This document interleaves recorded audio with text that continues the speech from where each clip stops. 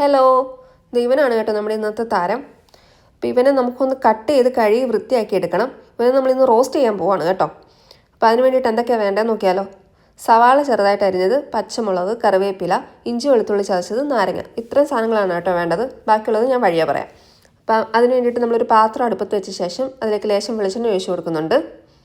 എണ്ണ ഒന്ന് ചൂടായി കഴിയുമ്പോൾ അതിലേക്ക് നമുക്ക് ലേശം ഇഞ്ചി വെളുത്തുള്ളി ചതച്ചത് ചേർത്ത് കൊടുക്കാം. അതൊക്കെ നന്നായിട്ടൊന്ന് ഇളക്കി കൊടുത്ത് അതിൻ്റെ പച്ചമുളകൊക്കെ ഒന്ന് മാറി കഴിയുമ്പോൾ നമുക്കതിലേക്ക് പച്ചമുളകാണ് കേട്ടോ ചേർത്ത് കൊടുക്കുന്നത്. പച്ചമുളകൊക്കെ എരിവിന് ആവശ്യത്തിനുള്ള ചേർത്ത് കൊടുക്കാം.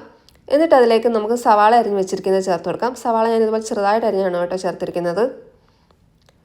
സവാള പെട്ടെന്നൊന്ന് വാടി കിട്ടാൻ വേണ്ടിയിട്ട് ലേശം ഉപ്പ് ചേർത്ത് കൊടുക്കുന്നുണ്ട്.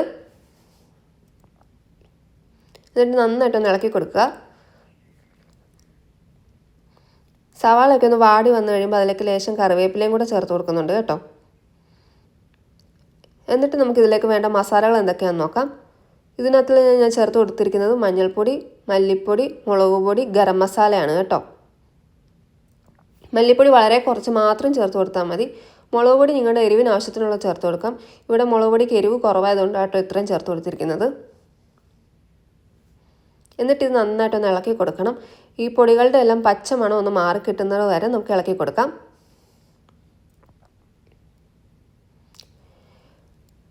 പൊടികളുടെയൊക്കെ പച്ചമണം മാറി ഇതൊക്കെ നന്നായിട്ടൊന്ന് മൂത്ത് വന്നു കഴിയുമ്പോൾ നമുക്കിതിലേക്ക് കഴുകി വൃത്തിയാക്കി വെച്ചിരിക്കുന്ന ചിക്കൻ ഇട്ട് കൊടുക്കാം.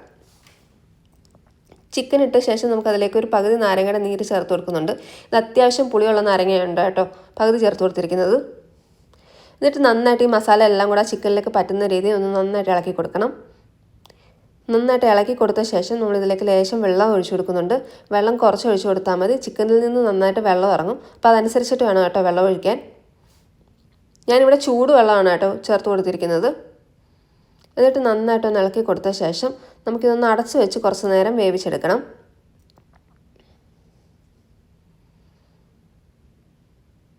അടച്ചു വെച്ച് വേവിക്കുമ്പോൾ ഇടയ്ക്കിടയ്ക്ക് ഒന്ന് ഇളക്കി കൊടുക്കാൻ മറന്നു പോകരുത് കേട്ടോ, അല്ലെങ്കിൽ അടി പിടിക്കും.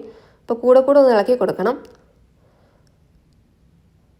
ചിക്കനൊക്കെ നന്നായിട്ട് വെന്ത് കഴിയുമ്പോൾ ഇതുപോലെ ഗ്രേവിയൊക്കെ വറ്റി ആ മസാലയൊക്കെ ചിക്കനിലേക്ക് നന്നായിട്ട് പിടിച്ച് കിട്ടും.